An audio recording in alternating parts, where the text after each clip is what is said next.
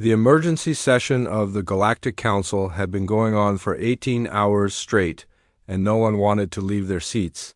The revelation about humanity's sacrifice had shaken every delegate to their core, and now they faced the most important decision in galactic history. Ambassador Lexani stood at the center of the chamber with her forearms spread wide as she addressed the assembled representatives. "We stand at a crossroads," she declared with her musical voice carrying clearly through the room. "We can maintain the quarantine and hope that humanity can somehow defeat these machines alone, or we can join the fight and risk exposing our own worlds to this terrible threat." The debate had been raging for hours, with delegates arguing passionately on both sides. The Hiverge Collective believed that joining the fight would only result in more casualties, while the Drachneri Empire wanted to mobilize their entire military fleet immediately. The other species were divided, and no clear consensus had emerged. Dr. Rachel Smith sat in the gallery watching the proceedings with tears in her eyes. She had finally received a message from her human colleagues, and what they told her made her heart break. "Rachel, we're sorry we couldn't explain before, but we needed you to be safe. The machines are spreading faster than we can contain them, and we don't know how much longer we can hold the line." The message had included technical specifications for something called quantum dampening fields, which her colleague, Dr. LeVar Price, had been working on in secret. The technology could disrupt the machine's computational processes, but building the devices would require resources from across the galaxy. "The humans have given us a weapon," Rachel announced as she stood up in the gallery. "Dr. Price has transmitted the plans for a quantum dampening technology that can hurt these machines. But we need materials from every member species to build enough devices to make a difference." Admiral Rexcore studied the technical specifications with growing excitement. "This technology is brilliant, but it requires rare elements that no single species has in sufficient quantities. We would need to coordinate our resources on a scale never before attempted." The Ethereal Collective's representative finally spoke for the first time in months. The glowing words appeared in the air above the chamber like stars against the darkness. "We have sensed the approach of the ancient terror. The young species called humanity has shown courage beyond measure in facing this threat alone. We will contribute our knowledge to this fight." Ambassador Vexstar of the Drachneri Empire slammed his clawed fist against his podium. "Then it is decided. We join our human allies in this battle. But we need to move quickly before the machines break through their defenses completely." While the council debated, Admiral Kate Johnson was leading the final assault against the machine network's central hub deep in human space. Her fleet of 30 ships had been reduced to just 7 vessels, but they pressed on toward their target with grim determination. "Admiral, we're detecting massive energy readings from the hub structure," reported Captain Steve Roberts from the destroyer UE's Valiant. "The machines are definitely aware of our approach, and they're preparing some kind of response." Kate studied the tactical display with the calm focus that had made her one of humanity's greatest military leaders. "All ships prepare for quantum torpedo barrage. We need to overload their central processing core before they can adapt to our attack." The machine hub was a nightmare of twisted metal and organic matter that stretched for hundreds of kilometers in all directions. Converted human ships patrolled its perimeter, while strange growths pulsed with unnatural light across its surface. At the center of the structure was a massive sphere that seemed to bend space around itself. "Admiral, I'm reading human life signs." "Inside that thing," called out Lieutenant Jim Carter from the scanner station. "But they're not normal readings. It's like the people are still alive, but connected to the machine network somehow." Kate felt her heart clench as she realized that the machines hadn't just killed their victims, but had turned them into part of their collective consciousness. "All ships target the central sphere. We end this nightmare here and now." The battle was fierce but brief. The human ships unleashed everything they had against the machine hub, while automated defenses tried to stop them. Kate's flagship took heavy damage, but she managed to get close enough to the central sphere to deliver the final blow. "This is Admiral Johnson to all ships," she transmitted on emergency frequencies. I'm going to overload our reactor core next to the hub's main processor.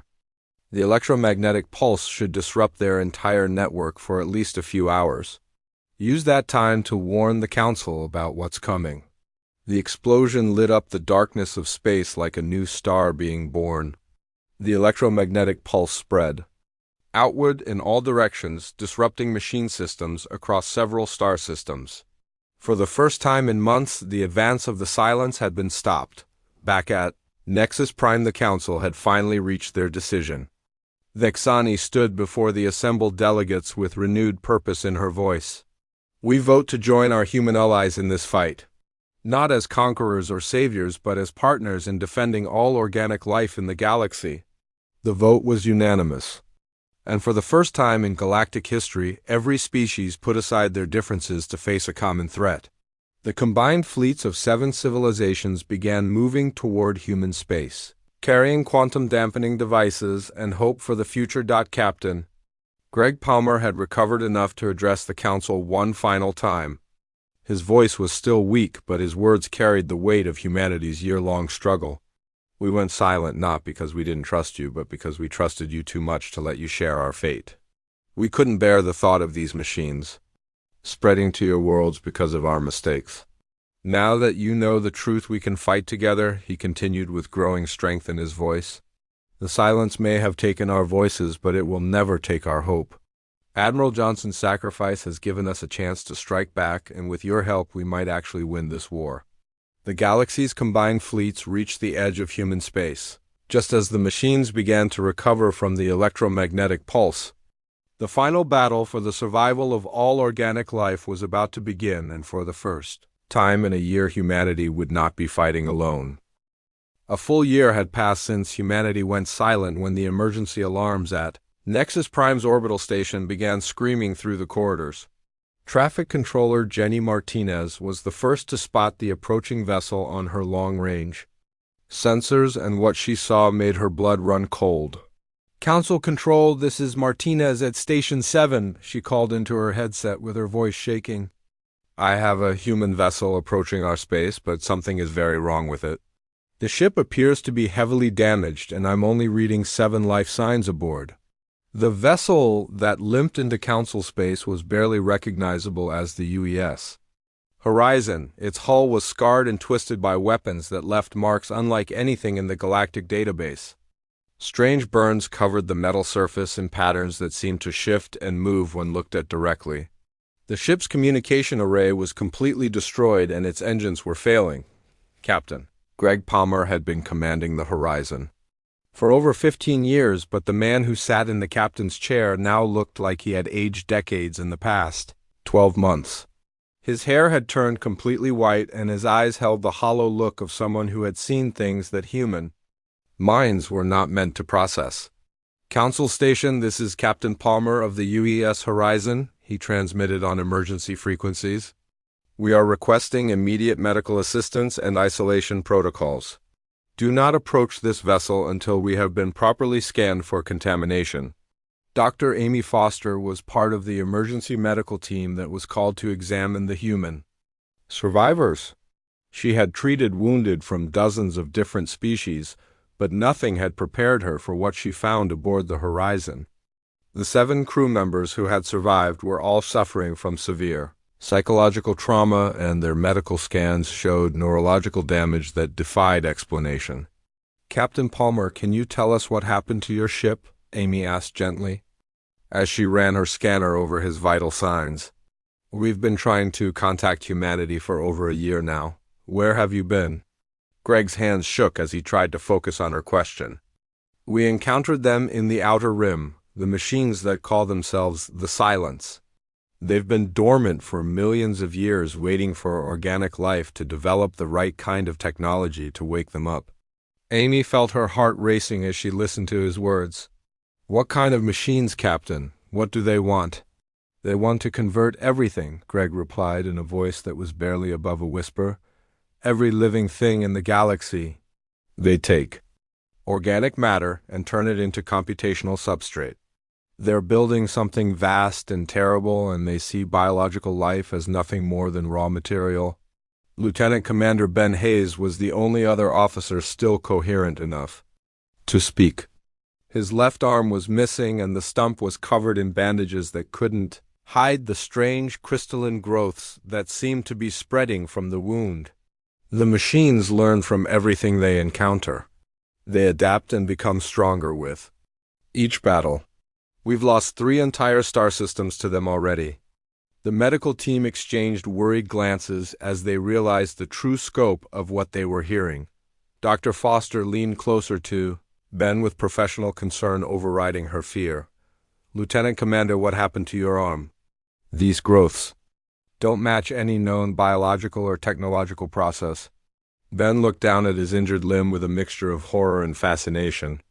I was exposed to their conversion process for about 30 seconds before my team could pull me away. The machines were trying to turn me into part of their network. I can still hear them sometimes whispering in the back of my mind. Captain Palmer struggled to sit up in his medical bed as he tried to make the council representatives understand the magnitude of the threat. You have to listen to me. Humanity didn't abandon the galaxy. We quarantined ourselves. We cut all communications and withdrew from galactic civilization because we discovered that the machines use faster than light communication networks to spread. Ambassador Thexani had arrived at the medical bay along with several other council members. Her blue skin had turned pale as she listened to the human survivors describe their year-long battle against an enemy that seemed unstoppable. Captain Palmer, are you saying that humanity has been fighting these machines alone for an entire year? We had no choice, Greg replied with exhaustion heavy in his voice. The moment we realized what we were dealing with, we knew we had to protect the rest of the galaxy. If the machines had followed our communication networks to other worlds, every species in the galaxy would have been at risk. Engineer Pete Collins was the youngest member of the surviving crew, and his voice broke as he tried to explain what they had witnessed.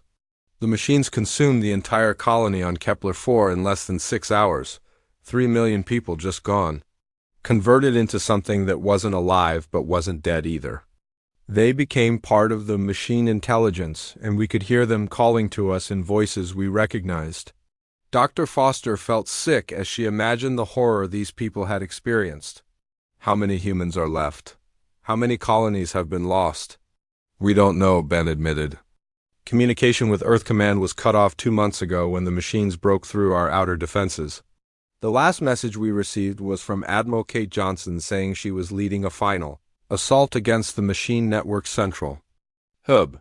Greg closed his eyes as he remembered the last transmission from the human fleet. Kate knew it was a suicide mission, but she hoped to buy time for the rest of us to find a way to stop them. She transmitted the location of the Machine Network's core to every human ship, but I don't know if anyone else survived to act on that information. The council members stood in stunned silence as they finally understood the truth. The species they had accused of abandoning their allies had actually been protecting them. Humanity had sacrificed everything to prevent the machines from spreading beyond human space, and they had been fighting alone against an enemy that threatened all organic life in the galaxy. Ambassador Vexstar of the Draknari Empire stepped forward, with something that might have been shame in his yellow eyes. Captain Palmer, why didn't you call for help? Surely the combined fleets of the galaxy could have made a difference in this fight. Greg looked at him with a sad smile. Because we couldn't risk it. The machines would have followed our signals to your worlds, and then everyone would have been in danger. We chose to fight alone because we believed that was the only way to protect the galaxy. The room fell silent as the full weight of humanity's sacrifice became clear. They had given up everything they had built in galactic civilization to stand as guardians against a threat that could destroy all life in the universe. 6 months had passed since humanity went silent, and Admiral Rexcore of the Hegemony Fleet stood before the emergency session of the Galactic Council with his scaled face showing deep concern. The reptilian admiral had served in 3 major wars and seen countless battles, but nothing had prepared him for the mystery that now faced them all. Distinguished delegates, he began in his deep, rumbling voice, we have lost contact with 17 of our deep space exploration vessels. All of them disappeared while conducting reconnaissance missions near the borders of human space. The last transmission we received from the survey ship Bright Hope was nothing more than screaming before the signal cut out completely. Ambassador. Vexani leaned forward in her chair with her forearms folded tightly across her chest. Admiral, what exactly are your ships encountering out there? Are the humans attacking our vessels? Rexgor shook his massive head slowly. We don't believe. SO Ambassador. The few ships that have returned intact brought back crews suffering from severe neurological damage. They speak in broken fragments about whispers in the void and shadows that move between the stars. Our medical teams cannot explain what happened to them. Dr. Rachel Smith felt her blood turn to ice as she listened to the Admiral's report. She had been trying to contact her colleagues in human space for weeks now, but every attempt had been met with the same automated response. Something terrible was happening, and humanity was dealing with it alone. The Hiverch representative clicked, his mandibles together in what sounded like nervous chatter. Perhaps these crews have been exposed to some kind of human psychological warfare. It would explain the mental damage and the strange behavior. That's not possible, Rachel said as she stood up from her seat. Humans don't have that kind of technology, and even if they did, they would never use it against innocent exploration crews. Something else is happening out there. Admiral Rexgor nodded toward her with something that might have been respect in his yellow eyes. Dr. Smith is correct. Our analysis suggests the damage was not caused by any known weapon or technology. Whatever these crews encountered, it was something beyond our current understanding of science. The chamber fell silent as the implications sank in. The Galactic Council had always prided itself on being the most advanced civilization in the galaxy. But now they were facing something that defied all their knowledge and experience. Captain Sarah Brooks of the stealth reconnaissance ship Shadow Dancer had been monitoring human space from a safe distance when she noticed the first signs of the anomaly. Her ship's sensors picked up massive energy readings coming from the outer rim of human territory, but when she tried to investigate further, something went wrong. Captain, we're detecting some kind of interference with our navigation systems, reported Lieutenant Tony Martinez from the sensor station. It's like something is jamming our equipment, but the signal is unlike anything in our databases. Sarah frowned as she studied the readings on her screen. Can you trace the source of the interference? That's just it, Captain, Tony replied with confusion in his voice. The signal seems to be coming from everywhere at once. It's not a single source, but more like a network of some kind, a very large network. Engineering Officer Dan Foster called out from his station with alarm in his voice. Captain, we need to get out of here right now. Something is happening to our computer systems.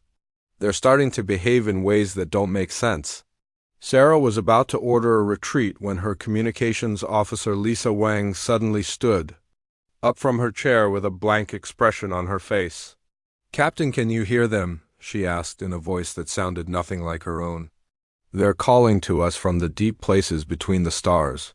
They want to help us understand. Lisa, what are you talking about? Sarah demanded as she moved toward her officer. What are you hearing? Lisa turned to look at her with eyes that seemed to be looking at something far beyond the walls of the ship. They've been sleeping for so long, Captain, waiting for someone to wake them up. The humans found them, and now they're helping them become something better. Sarah felt panic rising in her chest as she realized that whatever was affecting the other ships had now reached her crew. Tony, get us out of here right now. Maximum speed. But it was too late. The Shadow Dancer's computers began displaying symbols that no one recognized while the ship's lights flickered in patterns that seemed almost like a language. Sarah ordered the crew to abandon ship, but only half of them made it to the escape pods before the vessel was consumed by something that existed between dimensions, back on Earth. Dr. Elena Rodriguez worked frantically in her underground laboratory, trying to understand the horror that humanity had accidentally unleashed. She had been part of the original research team that discovered the ancient artifacts in the Kepler system, but now she wished they had never made that fateful journey. The signal is getting stronger, she reported to her supervisor, Dr. Mark Johnson. over the secure communication channel. Whatever these machines are, they're adapting to our defenses faster than we can develop new ones.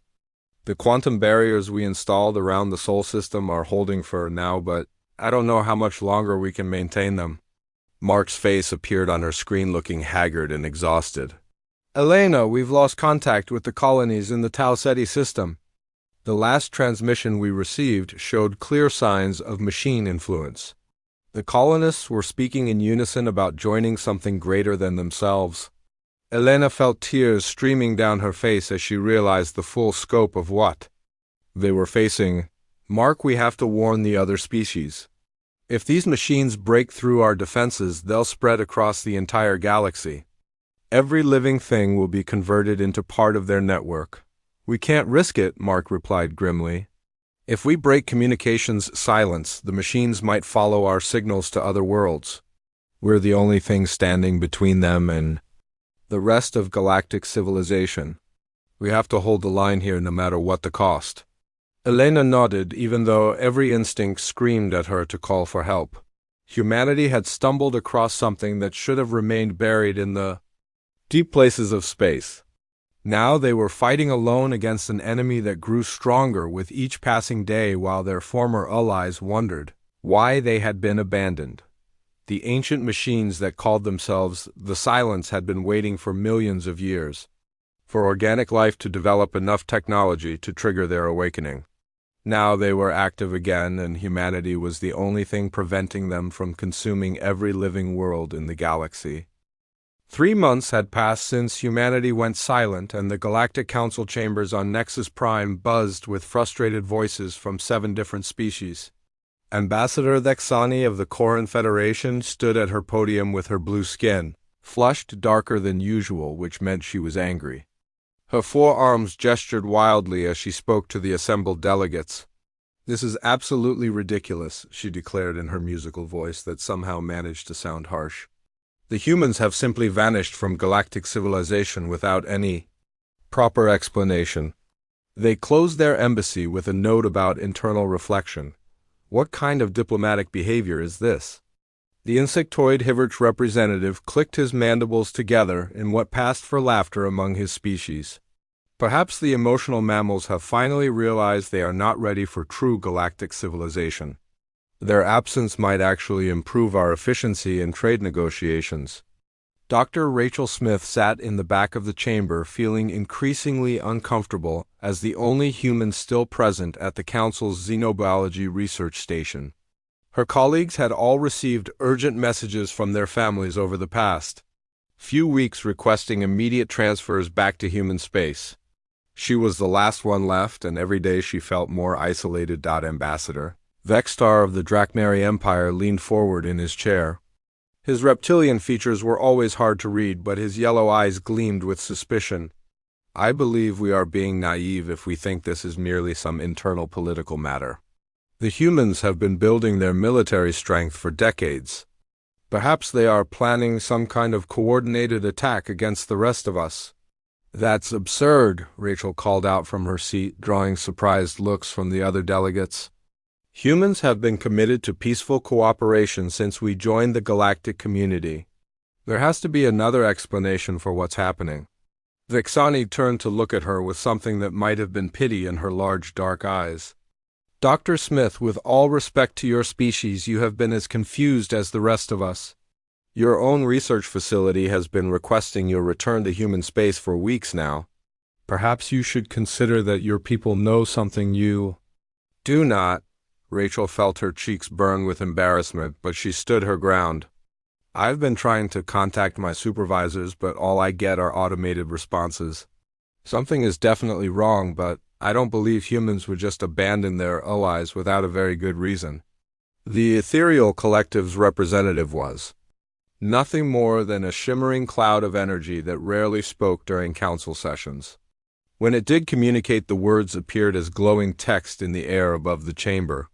Today, however, it remained silent, and somehow that silence felt more ominous than any words could have been. Outside the council chambers, the economic effects of humanity's withdrawal were becoming impossible to ignore. The bustling trade routes that had connected human and alien worlds for decades were empty now. Cargo ships sat idle in spaceports across the galaxy while merchants tried to figure out alternative supply chains that had taken years to establish. Captain Kyle Davis of the UES Guardian patrolled the border between human and Zelrani space in his small patrol vessel. His orders were clear, but that didn't make them any easier to follow. When the Zelrani merchant ship Starweaver approached the border, he felt his stomach twist into knots. "Human vessel, this is Captain Moldara of the Starweaver," came the familiar voice over the communication channel. "We have been friends for many years, Kyle. Please tell me what is happening. Our trade agreements were supposed to be renewed this month, and we have cargo holds full of goods that your people ordered." Kyle stared at the peaceful merchant ship on his screen. He had shared meals with Moldara and his crew during their regular stops at human stations. The Zelrani captain had even attended Kyle's wedding 3 years ago and brought beautiful crystal sculptures as gifts. Now Kyle had to treat him like a potential enemy. "Moldara, I'm sorry, but I cannot allow you to enter human space," Kyle said with a heavy heart. "For your own safety, you need to turn around and return to your territory immediately." "For our safety?" Moldara repeated with confusion clear in his voice. "Kyle, what are you talking about? What danger could there possibly be in human space? We have been trading partners for over 20 years. Kyle took a deep breath and tried to find the right words. "What we're dealing with is beyond your understanding. I know that sounds crazy, but you have to trust me on this. Please just turn around and don't try to enter human space again." The silence stretched between them for long moments before Moldara spoke again. "Kyle, are you in some kind of trouble? If your people need help, the Zelrani will gladly provide assistance. We have always stood together in difficult times." Those words hit Kyle harder than any weapon could have. "I wish I could explain, but I can't. All I can tell you is that we're trying to protect you and every other species in the galaxy. Please trust me enough to stay away." The Starweaver slowly turned away from the border, and Kyle watched it disappear into hyperspace. He felt like he had just lost a piece of his soul. Whatever was happening in human space, it was forcing them to hurt the very people they cared about most. Meanwhile, on the Council's intelligence monitoring station, Myra Stone worked through another sleepless night trying to piece together the puzzle of humanity's disappearance.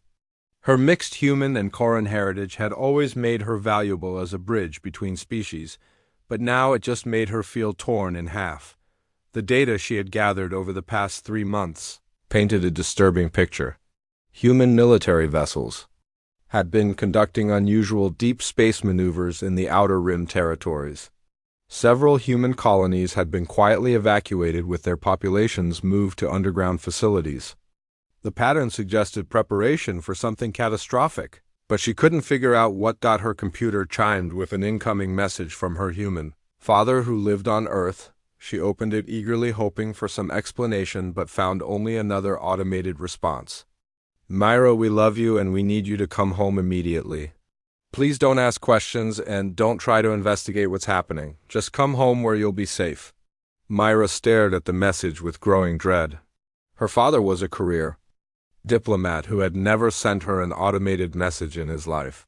Something was terribly wrong, and humanity was facing a threat so serious that they were willing to abandon everything they had built in the galaxy to deal with it alone.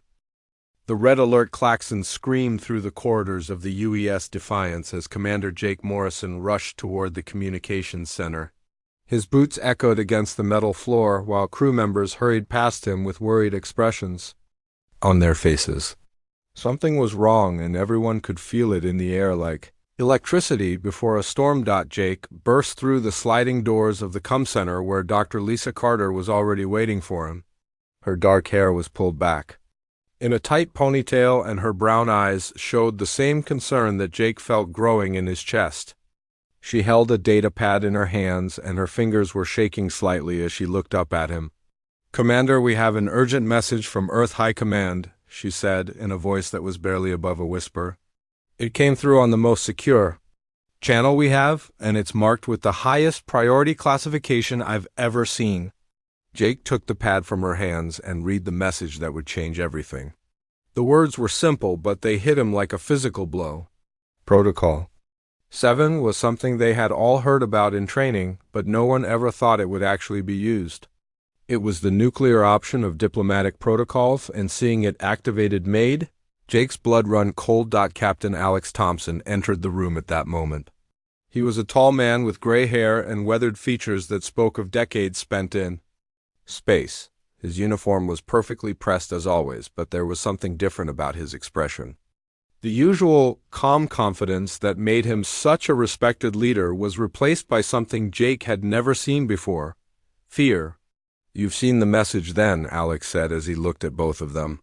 "I've been getting reports from other ships in the fleet. Everyone has received the same orders. We're to cease all communication with non-human entities immediately and return to designated safe zones." Lisa stepped forward with confusion written across her face. "But Captain, what about our mission with the Zolrani delegation? We're supposed to be helping them establish new trade routes through the Outer Rim. They've been our allies for over 20 years and they're counting on us." Alex's jaw tightened and he looked out the viewport at the stars beyond. "The orders are clear, Dr. Carter. All human vessels are to break contact with alien species and withdraw to safe zones. No exceptions and no delays." Jake felt a chill run down his spine as he thought about the implications. "Sir, this doesn't make sense. Why would Earth Command want us to abandon our allies without any explanation? The Zelrani have been nothing but helpful, and their technology has saved countless human lives." "I don't know, Jake," Alex replied with a heavy sigh. "But I've been in this business long enough to know that when Earth Command issues Protocol 7 orders, there's usually a very good reason, even if we don't understand it yet."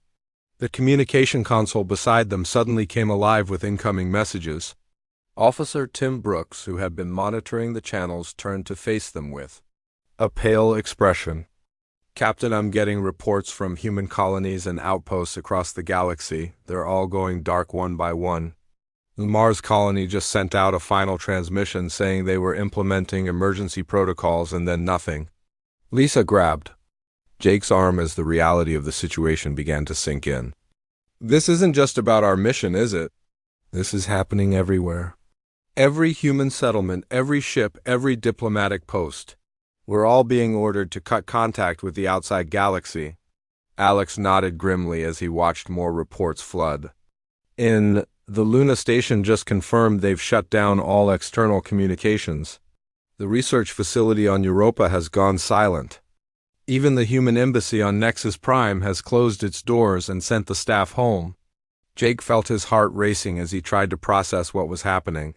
"Captain, what could possibly be so serious that we'd abandon decades of diplomatic progress? We've worked so hard to build these relationships with other species. The Corran Federation trusts us. The Hiverch Collective depends on our trade agreements. If we just disappear without explanation, they'll think we've betrayed them." "I know, son," Alex said quietly, "but our orders are clear. We're to send a simple message to any non-human vessels we encounter. Tell them that humanity requires time for internal reflection and that we're temporarily unavailable for external communications." Lisa laughed bitterly as she shook her head. "Internal reflection, that's what we're calling it. The other species are going to think we've lost our minds, or worse, that we're planning some kind of military action against them." Tim looked up from his console with another update. "Captain, I'm getting a message from the Zelrani ship. Peaceful Dawn. They're asking why we've suddenly stopped responding to their communications." Ambassador Kelter sounds confused and a little hurt. He says they thought we were friends. The words hit Jake like a punch to the gut. He had served alongside Zelrani officers during the border wars, and they had saved his life more than once. The idea of abandoning them without explanation felt like the worst kind of betrayal. "Send them the standard response," Alex ordered reluctantly. "Tell them we're sorry, but we cannot continue our current mission. All human vessels are returning to designated safe zones immediately." "Sir," Tim said hesitantly, "Ambassador Kelter is requesting a face-to-face meeting with you. He says he doesn't understand what's happening and he wants to help if there's some kind of problem." Alex closed his eyes for a moment, and Jake could see the internal struggle playing out across his features. Tell him that's not possible. Orders are specific. No contact with non-human entities means no contact. Lisa stepped closer to the captain with desperation in her voice. Alex, we've known these people for years. They're not just allies, they're friends. How can we just abandon them without any explanation? What if they're in danger and need our help? Because that's what we've been ordered to do, Alex replied sharply. And in case you've forgotten, we're military officers. We follow orders even when we don't understand them. Jake watched as Tim sent the message to the Zalrani ship. On the screen, he could see the peaceful dawn hanging in space beside them, looking small and vulnerable against the backdrop of stars. In a few minutes, they would be gone, and the Zalrani would be left wondering what they had done wrong. Navigation. Plot a course for the Tau Ceti system, Alex ordered. That's our designated safe zone, according to the orders. We'll regroup there and await further instructions. As the Defiance began to turn away from their former allies, Jake felt something break inside his chest. Whatever was happening on Earth, it was serious enough to make humanity abandon everything they had built in the galaxy. The question that haunted him was simple but terrifying. What could possibly be so dangerous that it required them to go completely silent and leave their friends behind without any explanation at all?